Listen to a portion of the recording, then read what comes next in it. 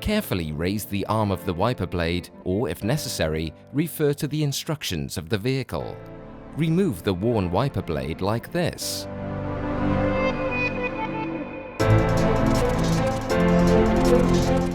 Then connect the new wiper blade like this.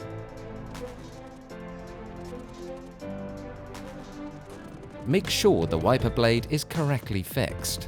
Lay the arm and the wiper blade down on the windscreen. Test to ensure new wiper blades work. Valeo recommends that you replace your wiper blades once a year.